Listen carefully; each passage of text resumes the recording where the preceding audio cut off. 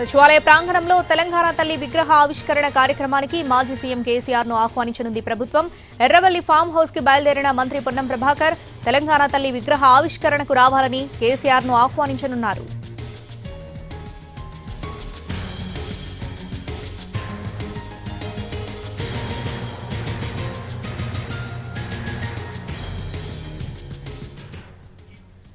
సచివాలయ ప్రాంగణంలో తెలంగాణ తల్లి విగ్రహ ఆవిష్కరణ కార్యక్రమానికి మాజీ సీఎం కేసీఆర్ ను ఆహ్వానించనుంది ప్రభుత్వం.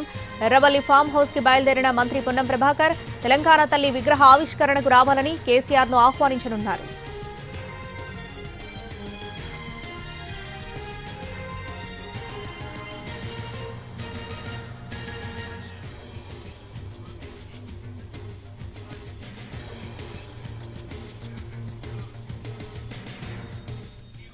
సాంప్రదాయ తెలంగాణ ఆడపడుచు రూపాన్నే తెలంగాణ తల్లి విగ్రహంగా రూపొందించామని అన్నారు మంత్రి పొన్నం ప్రభాకర్. విగ్రహావిష్కరణ కార్యక్రమానికి కేసీఆర్ రావాలని కోరుకుంటున్నామంటున్నారు మంత్రి పొన్నంతో మా Telangana input editor Donthu Ramesh face to face. సచివాలయంలో కాంగ్రెస్ ప్రభుత్వం ఏర్పాటు చేయనున్న తెలంగాణ తల్లి విగ్రహానికి ప్రతిపక్ష నేత కేసీఆర్ని ఆహ్వానించడానికి మంత్రి పొన్నం ప్రభాకర్ ప్రోటోకాల్ అధికారులతో పాటు వెళ్తున్నారు. కేసీఆర్ని ఆహ్వానించి తెలంగాణ తల్లి విగ్రహ ఆవిష్కరణలో పాల్గొనాలని విజ్ఞప్తి చేస్తుంది. ఈ మేరకు సీఎం రేవంత్ రెడ్డి కూడా అప్పీల్ చేశారు. ఈ నేపథ్యంలో 2 గంటలకు ఆయన సమయం ఇచ్చారు కేసీఆర్ని కలవడానికి. కేసీఆర్ని ఆహ్వానించడానికి పొన్నం ప్రభాకర్ వెళ్తున్నారు. ఆయనతో మాట్లాడతాం. పొన్నం ప్రభాకర్ గారు, మీరు మార్పులు చేర్పులు చేశారు. ఆ మార్పులు చేర్పులను తీవ్రంగా బీఆర్ఎస్ వ్యతిరేకిస్తుంది. ఈ నేపథ్యంలో మీరు కేసీఆర్ని ఆహ్వానించడానికి వెళ్తున్నారు. ఏమైనా వాళ్ళు వస్తారని మీరు అనుకుంటున్నారా?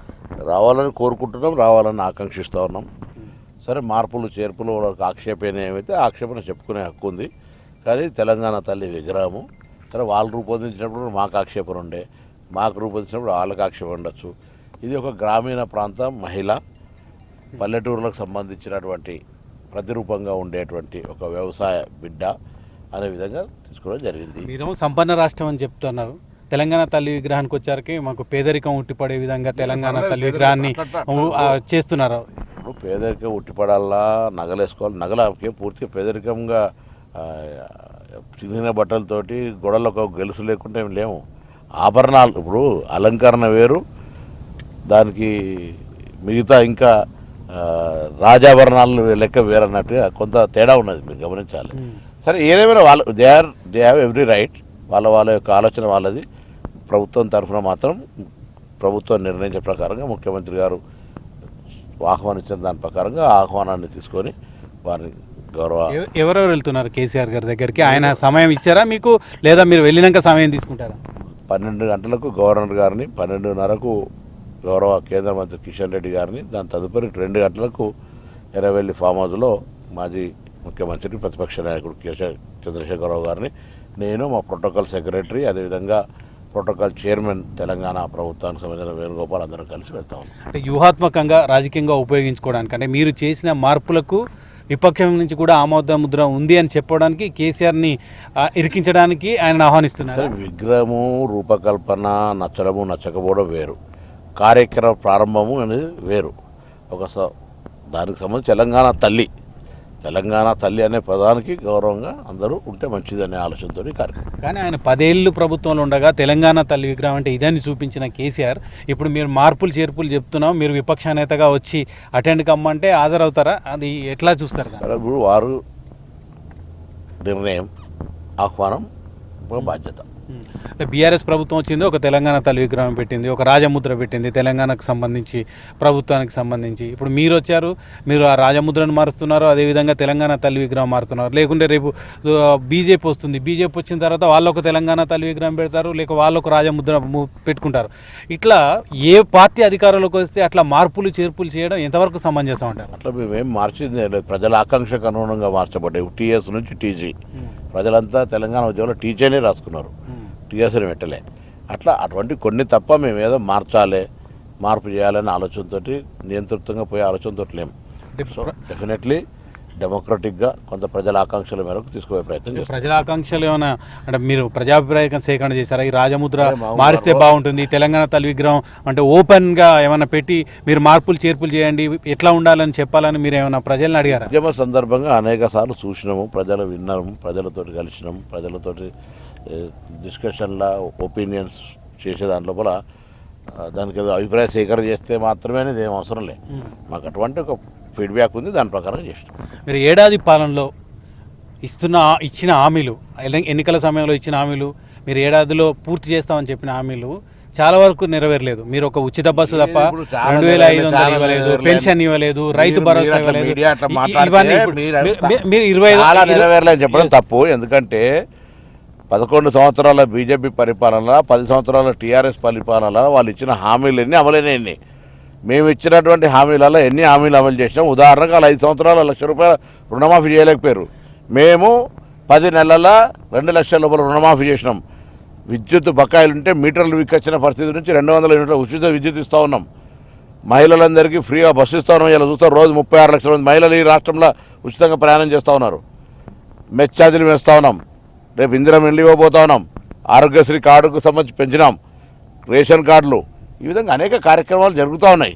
ఇంకా కొన్ని 2-3 జరగాల్సినవి ఉన్నాయి, తప్పకుండా చేస్తాం. అన్నిటికంటే 7వ గ్యారంటీగా ప్రజాస్వామ్యంలో నియంతృత్వానికి వ్యతిరేకంగా ప్రజాస్వామ్యాన్ని కాపాడడానికి మేము మా యొక్క బాధ్యత తీసుకొని జరుగుతాం. ప్రజాస్వామ్యాన్ని కాపాడుతున్నాం అంటున్నారు. ఒకవైపు అరెస్టులు, నిర్బంధాలు, ఇదంతా ఇందిరమ్మ చీకటి రాజ్యాన్ని తలపిస్తున్నామని బీఆర్ఎస్ అంటుంది. ఇప్పుడు వాళ్ళు ఎన్ని అనొచ్చు. ఇప్పుడు అంబేద్కర్ గారి వర్ధంతి నిన్న నిరసన డిఫరెంట్. ఇప్పుడు ఇయ్యాల చేసుకోండి, పర్మిషన్ తీసుకొని చేసుకోండి, ఎవరదంటారు?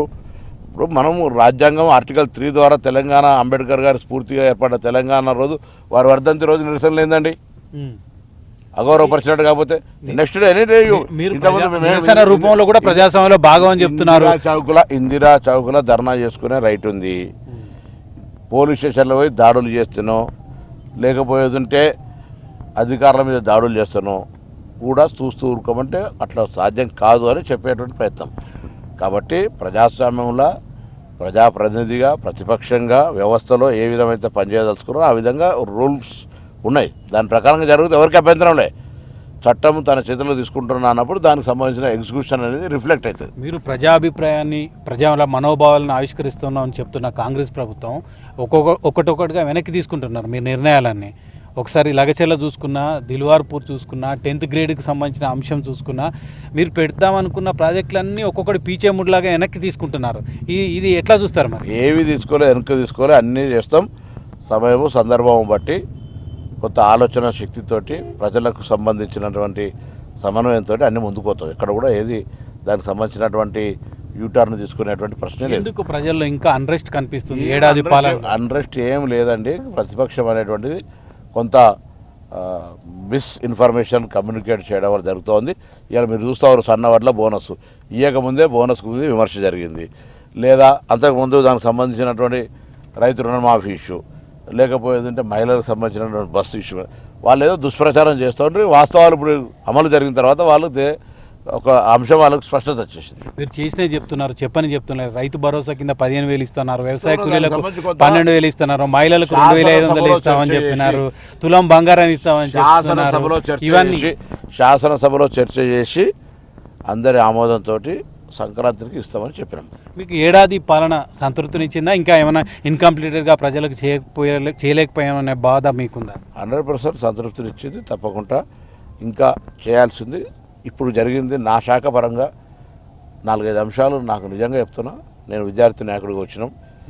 ఒకటేమో మహిళలకు సంబంధించిన ఉచిత బస్సు కావచ్చు, బీసీ కూల సర్వే కావచ్చు, పిల్లలకు సంబంధించిన మెస్ ఛార్జీలు కావచ్చు, లేదా యాక్సిడెంట్లో చనిపోతున్న వాళ్ళ కాపాడడానికి రవాణా శాఖ తరఫున నిబంధనలను అమలు చేస్తూ చిల్డ్రన్స్ అవేర్నెస్ పార్క్స్ ఏర్పాటు చేస్తూ ఈ విధంగా పని చేసుకుంటూ సంస్థలో కొత్త ఆర్టీసీ బస్సులు కొనడము, ఉద్యోగాలు ఇవ్వడము, ఇటువంటి అనేక కార్యక్రమాల లోపల అందులో హైదరాబాద్ ఇన్ఛార్జ్గా హైదరాబాద్ సంబంధించిన ప్రజల సమస్యలు, అది జిహెచ్ఎంసీ కావచ్చు, హెచ్ఎండబ్ల్యూఎస్ కావచ్చు, మెట్రో కావచ్చు, అనేక రకాలుగా వాళ్ళకి కూడా సమస్యలను ఎప్పుడప్పుడు సమన్వయం చేసుకుంటూ నియోజకవర్గ అభివృద్ధికి కూడా కష్టపడుతూ పాత లోక్సభ నియోజకవర్గంలో నేను ఎంపీగా ఉన్నటువంటి ఏరియా అంతా కూడా ప్రజలతోటి మమేకమై నిన్న ఆ యొక్క కార్యక్రమాల పట్ల పూర్తి సంతృప్తిగా కొంత కష్టపడ్డ కార్యకర్తలకు కూడా కొన్ని పదవులు ఇవ్వగలిగినాం, ఇంకో కొన్ని పదవులు రాబోయే కాలంలో ఇస్తాం. ఆర్టీసీ కార్మికులకు ఇచ్చిన హామీలన్నీ నెరవేరాయా?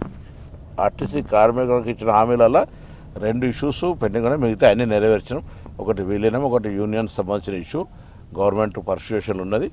ఎక్కడ కూడా అది తప్ప మిగతా అన్ని రకాల వాళ్ళకి బాండ్స్ కావచ్చు, పిఆర్సీ కావచ్చు, న్యూ రిక్రూట్మెంట్ కావచ్చు, కార్య నియామకాలు కావచ్చు, ఎవ్రీథింగ్ వీఆర్ డూయింగ్. ఇఫ్ ఏదైనా ఇంకా ఉంటే తప్పకుండా నేను వాళ్ళ పట్ల, వాళ్ళు తెలంగాణ ఉద్యమకారులు, నహి చలేగా బస్కపయ్య నహి చలేగా అని తెలంగాణ కోసం ఉద్యమించిన నా అన్న తమ్ముళ్ళు ఈరోజు మహాలక్ష్మి పథకం ఇంత సక్సెస్ కావడానికి నా కుటుంబ సభ్యులైన ఆర్టీసీ డ్రైవర్లు, కండక్టర్ల శ్రమ ఉంది.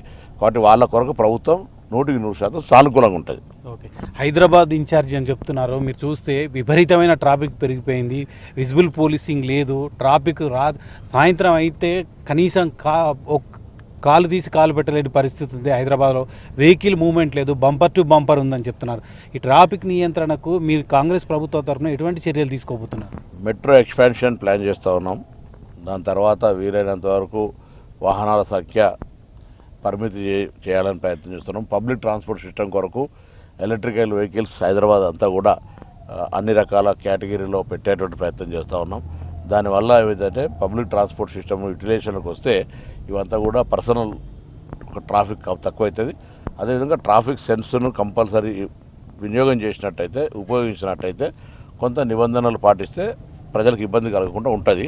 అందుకే కొత్తగా వచ్చిన మా 113 మంది వెహికల్ ఇన్స్పెక్టర్లను ప్రయోగాత్మకంగా ట్రాఫిక్ నిబంధనకు సంబంధించిన వాళ్ళతో కలిపి రూల్ ఎగ్జిక్యూషన్ సంబంధించి కొంత ఎన్ఫోర్స్మెంట్ ఎక్కువ చేయాలని నిర్ణయం తీసుకున్నాం. ఓకే, ఇప్పుడు కేసీఆర్ని కొద్దిసేపట్లో కలవబోతున్నారు. 37 ఏళ్ల రాజకీయ జీవితంలో మీరు కేసీఆర్ కూడా బాగా తెలుసు. ఒక ముఖ్యమంత్రి హోదాలో కలిసారో లేదో నాకు తెలియదు, కానీ ఇప్పుడు మీరు మంత్రి హోదాలో, ఆయన విపక్ష నేత హోదాలో కలవబోతున్నారు. ఈ ఫీల్ ఎట్లా చూస్తారు?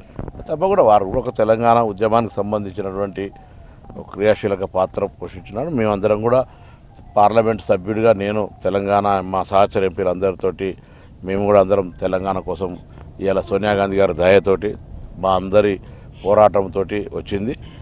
ప్రతి 10 సంవత్సరాలు గౌరవ ముఖ్యమంత్రిగా పనిచేసినారు. సరే, నిర్ణయాలు, రాజకీయ విమర్శలు, ప్రతి విమర్శలు అన్నీ తప్పకుండా మాట్లాడతాం. రాష్ట్రం ఏమైంది, ఎందుకైంది, ఎట్లయింది అనేటువంటి తెలంగాణ వచ్చినాక అనేది అవన్నీ వేరుముచ్చట. ఇప్పుడు జరుగుతున్నటువంటి ప్రజాపాలన విజయోత్సవాల్లో వారిని ప్రభుత్వం నిర్ణయం చేసింది ప్రతిపక్ష నాయకుడిగా సగౌరవంగా ఆహ్వానించాలని భావిస్తున్నారా? మీరు రావాలని కోరుకుంటున్నాం. రావడం పోవడం వారి సొంత నిర్ణయం. ఓకే, థ్యాంక్ యూ ప్రభాకర్ గారు. కొద్దిసేపట్లో కేసీఆర్ని కలవనున్నారు. పొన్నం ప్రభాకర్ గారితో పాటు అదేవిధంగా ప్రోటోకాల్ అధికారులు కూడా ఆయనతో పాటు ఉన్నారు. సచివాలయంలో తెలంగాణ తల్లి విగ్రహం ఆవిష్కరణ కోసం ఆయన రావాలి, ఒక విపక్ష నేతగా వచ్చి తాము కూడా ఈ ప్రోగ్రాంలో పాల్గొనాలని ఆయన కోరుతున్నారు.